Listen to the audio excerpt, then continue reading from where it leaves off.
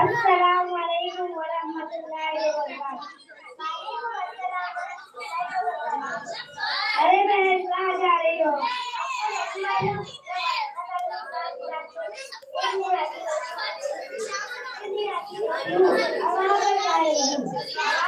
क्या तारीफ हासिल होगी है मुझे भी बताओ।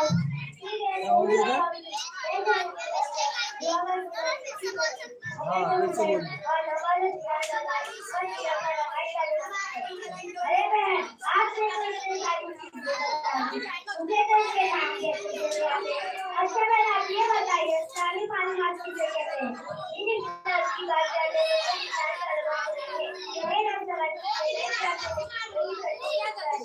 पुराने तरीके काल में नाजिल हुआ। पुराने तरीके किससे पाले हैं? पुराने तरीके किसकी सूरतें हैं? के दरोगा का नाम क्या है? जानू के दरोगा का नाम क्या है? अबुल बजट किस नबी को कहा जाता है? साइदा वाले नाम को होते कहा जाता है। वो इस्लाम ने अपनी कौम को कितने साल की दीन की दावत दी?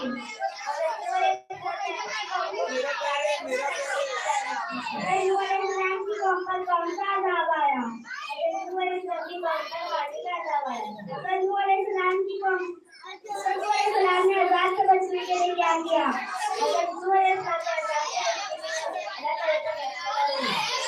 इस्लाम की कल्पी किस साल में ठहरी? इस्लाम कौन थे? हज़रत मूसा इस्लाम अल्लाह ताला के नबी थे। हज़रत मूसा इस्लाम की परवरिश किसके महल में हुई? हज़रत मूसा इस्लाम की परवरिश ईरान के महल में हुई। ईरान कौन था? ईरान एक मुसलमान बादशाह था। हज़रत मूसा इस्लाम का लक़ब क्या है? हज़रत मूसा इस्लाम का लक़ब कलीमुल्लाह है। हज़रत मूसा इस्लाम को कलीमुल्लाह क्यों कहा जाता है? हज़रत मूसा इस्लाम को कलीमुल्लाह इसलिए कहा जाता है क्योंकि उन्होंने अल्लाह ताला से बात की। हज़रत मूसा इस्लाम ने अल्लाह ताला से किस बात पर बात की? हज़रत मूसा इस्लाम ने अल्लाह ताला से तूर पार में बात की थी। अल्लाह ताला ने हज़रत मूसा इस्लाम को किस कौम की तरफ नबी बनाकर भेजा? अल्लाह ताला ने हज़रत मूसा इस्लाम को इस्लाम फिरौन और सिनाई की तरफ नबी बनाकर भेजा था। हज़रत मूसा इस्लाम के भाई का नाम क्या है? हज़रत मूसा इस्लाम के भाई का नाम हारून अलैहिस्सलाम है। हज़रत हिजरी साल कब शुरू हुआ? हिजरी साल आप सल्लल्लाहु अलैहि वसल्लम से शुरू हुआ। मक्का मुकर्रमा कब फतह हुआ? मक्का मुकर्रमा हिजरी को फतह हुआ। हुजूर सल्लल्लाहु अलैहि वसल्लम की वफ़ात किसके मकाम में हुई? हुजूर सल्लल्लाहु अलैहि वसल्लम की वफ़ात हज़रत आयशा के मकाम में हुई। खुलाफा राशिदा किसको कहा जाता है? खुलाफा राशिदा हज़रत आदम अलैहिस्सलाम, हज़रत आदम अलैहिस्सलाम, हज़रत उमर और हज़रत अली को कहा जाता है। साहबा करीम में सबसे बड़ा मर्तबा किसका है? साहबा करीम में सबसे बड़ा मर्तबा हज़रत अबू बकर सिद्दीक़ का है। सबसे पहले मोमिनीन किसको कहा गया? सबसे पहले मोमिनीन हज़रत उस्मान अलैहिस्सलाम को कहा गया। जी मैं भी चलती हूँ।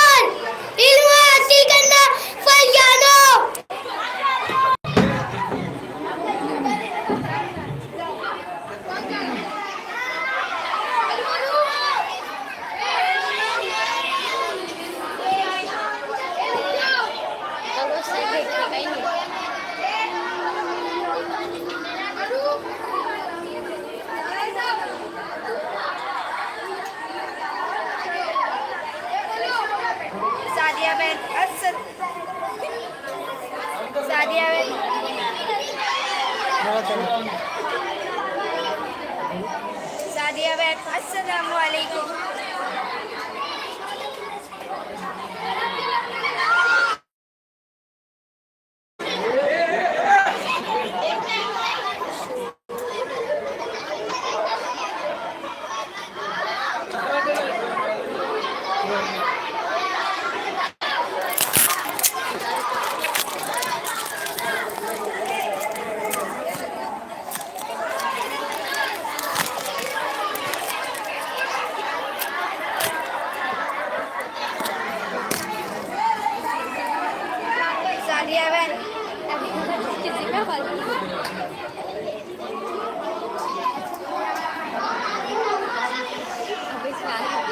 सादिया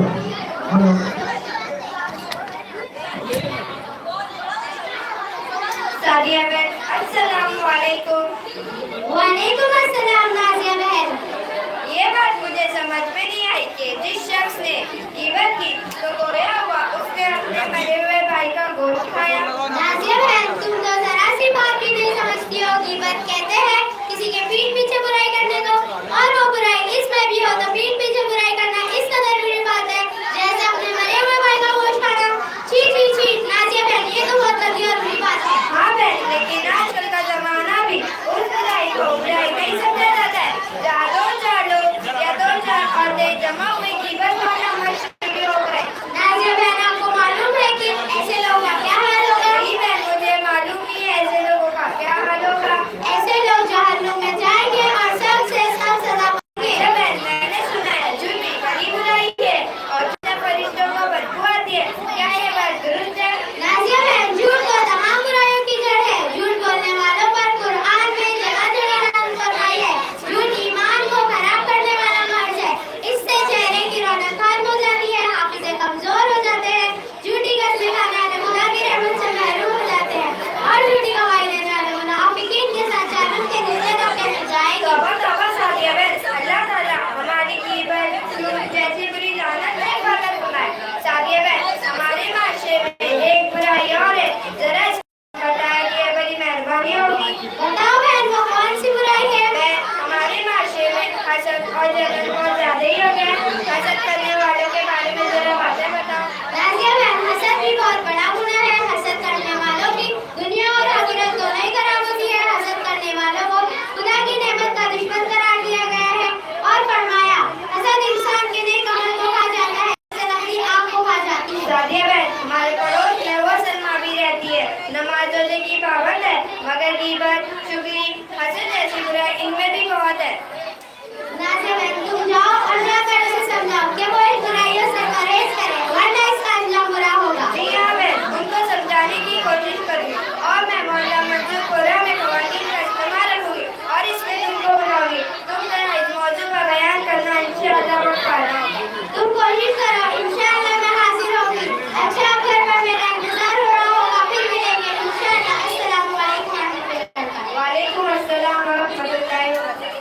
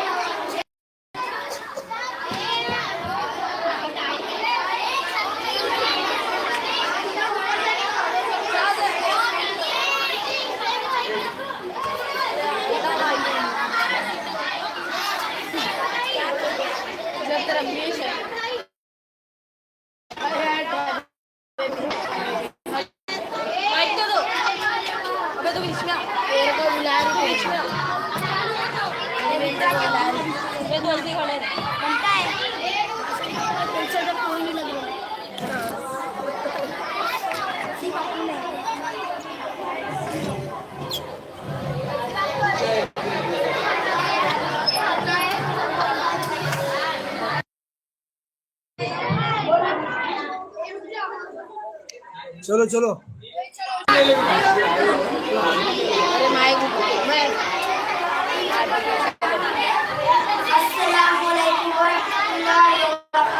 वालेकुम अस्सलाम व रहमतुल्लाहि व बरकातहू। अरे आरिफ भाई, कहाँ गए थे? कितने दिनों से मुलाकात नहीं हुई है। कौन सी कोने घूम गए थे? सब खैरियत तो है? अरे यार, वैसे तो कुल मिलाकर सब खैरियत से, लेकिन इन लोगों जो बड़ी भी है ना वालिदा, उनसे बड़ा परेशान हूँ। क्यों भाई, क्या बात हो गई है? बड़ी भी से फिर कोई नया मसला खड़ा कर दिया है? अरे यार, अभी ड्यूटी से आकर खाने बैठा ही था कि बड़ी भी ने आवाज लगाई, मेरी दवाई ला कर दो। अरे अच्छा, अमिया, मुझे ऐसा लगता है कि आपकी वालिदा की तबीयत खराब है। हाँ, वैसे तो खास बात नहीं है, ये तो इनका रोज का मामला है। कभी खांसी, कभी नज़ला, कभी बुखार, कभी सर में दर्द वगैरह वगैरह। बस भाईजान, तौबा खजीब हो गई है। अरे भाई, वो आपकी वालिदा है और आप उनके बारे में इस तरह की बातें कर रहे हैं। माँ बाप का तो हमारे ऊपर इस कदर एहसान है कि शुमार नहीं किया जा सकता। अरे मियाँ, पूरे 2.25 साल से परेशान हूँ, ना रात को सोता था, ना दिन को सुकून है। कभी हाँ करो, कभी ये करो, कभी आओ जाओ, कभी वहाँ जाओ। इस कदर मरसाद हो कि अगर तुम मेरी जगह होते तो कसम खाकर घर छोड़कर चले जाते। हो बरे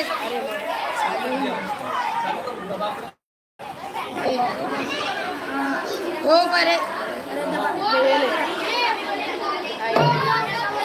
परेशान साहब, अस्सलाम वालेकुम वरहमतुल्लाहि वबरकातुहू। वालेकुम अस्सलाम वरहमतुल्लाहि वबरकातुहू। काफी देर से तुम्हारी बातें सुन रहा था, माफ करना, बर्दाश्त ना हो सका तो दरमियान में हाजिर हो गया हूँ। आपको क्या तकलीफ पहुंच गई, जरा बोलो अब भी। अरे मियाँ, वालिदा के सिलसिले में जो तुम्हारी सोच है वो सही नहीं है। क्या सहना है खुदा को कारी? अरे मियाँ, आपकी गुफ्तगू से लगता है कि माँ बाप तो आपके लिए बोझ है।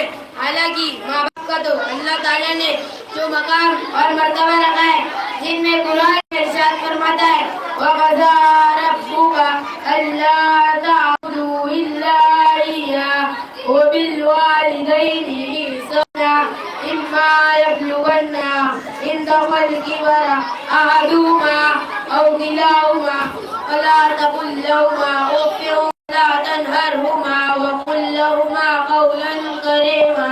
तर्जुमा, और तेरे रब ने हुक्म कर दिया कि बाजी इसके तुम किसी की इबादत मत करो और तुम अपने माँ बाप के साथ हुस्न सलूक किया करो। अगर तेरे पास इनमें से कोई एक या दोनों बुढ़ापे को पहुँचाया जाए तो कभी हाथ से हो ना कहना और ना इनको झिड़कना। सुना आपने? क्या मतलब? मैं कुछ समझा नहीं। अरे मियाँ, आप समझे नहीं? इसमें कौन सा फलसफा और मंतिक भारी है जो आप समझे नहीं? अच्छा मिसाल से समझे, आप गहरी नींद में सो रहे हो और आपकी माँ ने आपको आवाज दी, ओ बेटा जरा पानी तो ला दो। उस आवाज से जो आपकी नींद टूटी, उस नींद टूटने पर भी कहने की भी इजाजत नहीं, बल्कि फौरन उठो और हुक्म बजा लाओ।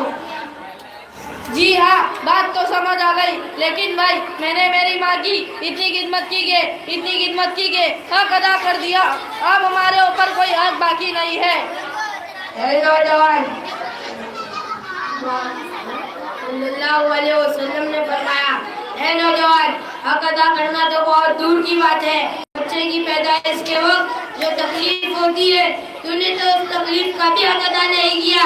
सुना आपने आरिफ भाई को इशारे करते हुए अपने वालिदा के पौने 2 साल खिदमत कर ली तो उस पर एहसान जता रहे हो, बल्कि मरते दम तक उनकी खिदमत को अपनी शहादत जानो और अल्लाह से दुआ करो जिस तरह से बचपन में मुझ पर मेहरबानी की, तू ज़ईफ़ी में उन पर मेहरबान फरमा। क्यों भाई, कैसे नहीं कर सकते? ओ मियाँ, ये मुंह और मासूम की दाल, जरा सोच कर बोलो, तुम कहते हो क्या कदा कर दिया? पूरी जिंदगी और जिंदगी का एक एक लम्हा भी खिदमत पर लगा दोगे तो हम तो बहुत दूर की बात है, हक की पूरी ना अदा कर सकते। अरे भाई जाओ, हुजूर पाक सल्लल्लाहु अलैहि वसल्लम ने किसको क्या जवाब दिया? हजरत अच्छा तो जरा सुनिए, हुजूर पाक मोहम्मद सल्लल्लाहु ताला अलैहि वसल्लम के पास एक नौजवान आकर अर्ज करा, ए अल्लाह के रसूल, मैं एक सवाल अर्ज करना चाहता हूँ, इजाजत हो तो अर्ज करूँ? आप सल्लल्लाहु ताला अलैहि वसल्लम उसको इजाजत दे देते। नौजवान अर्ज करता, ए अल्लाह के रसूल, मेरी वालिदा बहुत बूढ़ी और कमजोर थी, वो चल फिर नहीं सकती थी,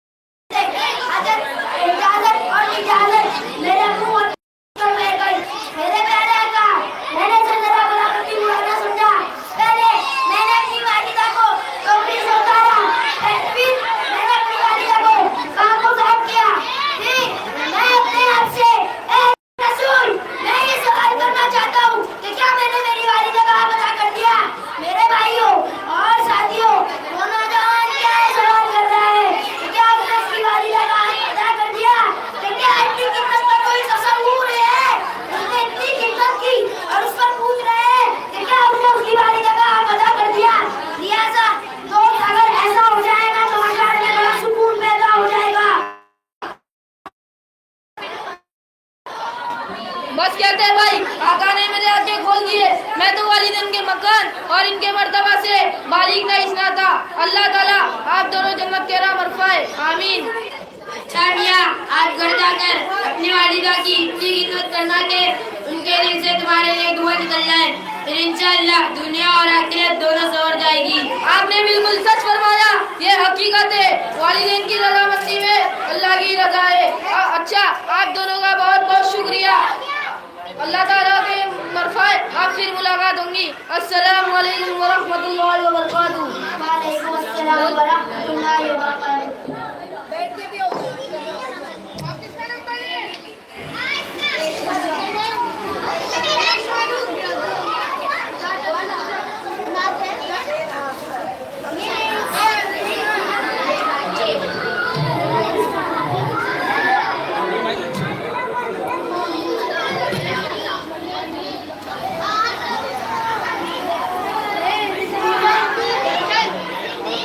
काबे की रौनक, काबे का मंजर, अल्लाहु अकबर, अल्लाहु अकबर।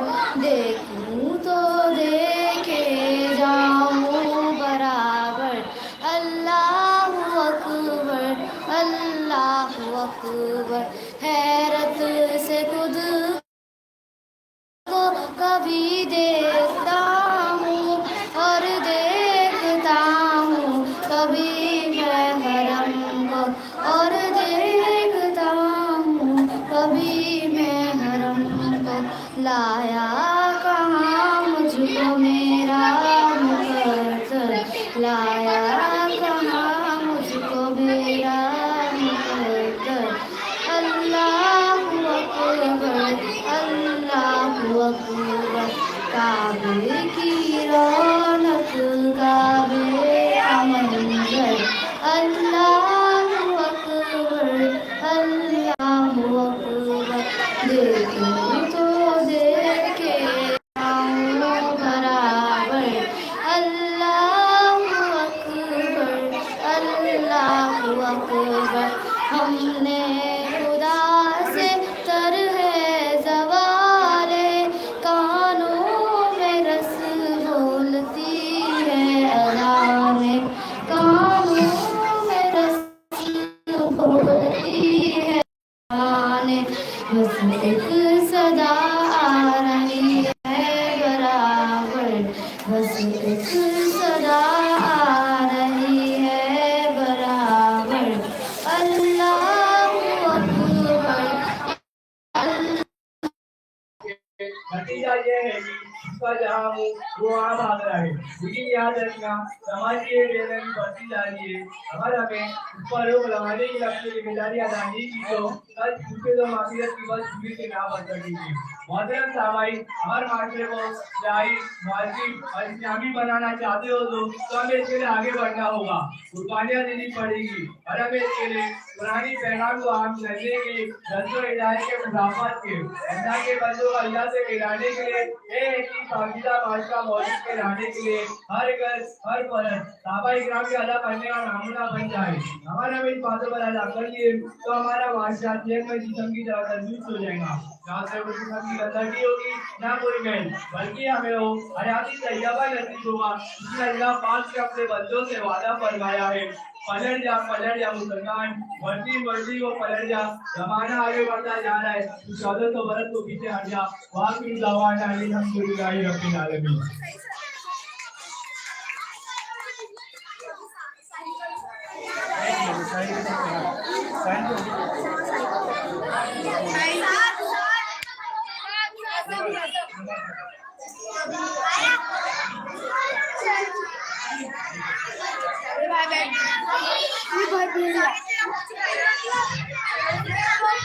अभी सभी बच्चे खाना बैठो, अभी मम्मी के नमाज पढ़ा और अभी आप लोगों के नाश्ते का इंतजाम हो गया।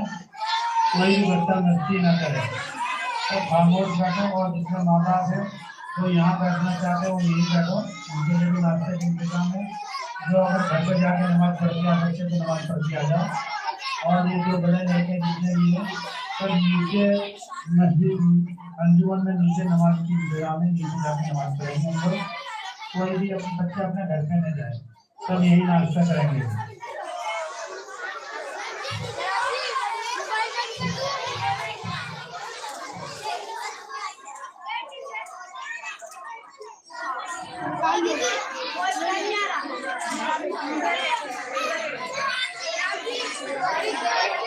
हाँ रहेगा ना यहाँ पर हमें उधर रखना है।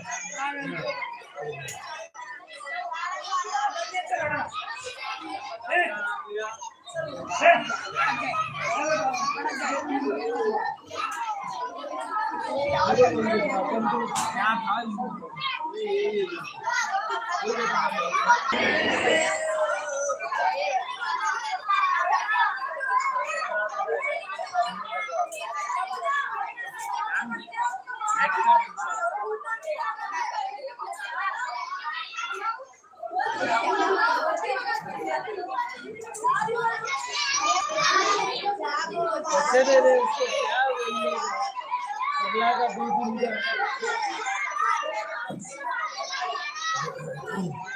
अच्छे नहीं अभी एक्टर उसकी बातों का भरोसा नहीं करनी